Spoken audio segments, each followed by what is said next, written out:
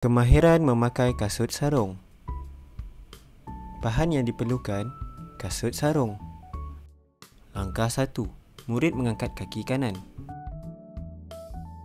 Langkah 2.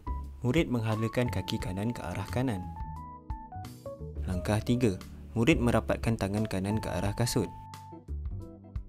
Langkah 4. Murid memasukkan jari telunjuk ke hujung belakang kasut.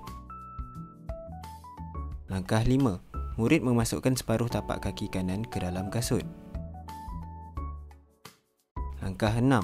Murid memasukkan semua tapak kaki kanan ke dalam kasut. Langkah 7. Murid mengangkat tangan kanan. Langkah 8. Murid meletakkan tangan kanan di atas peha. Langkah 9. Murid mengangkat kaki kiri. Langkah 10. Murid menghalakan kaki kiri ke arah kiri. Langkah 11. Murid merapatkan tangan kiri ke arah kasut. Langkah 12. Murid memasukkan jari telunjuk ke hujung belakang kasut. Langkah 13. Murid memasukkan separuh tapak kaki kiri ke dalam kasut.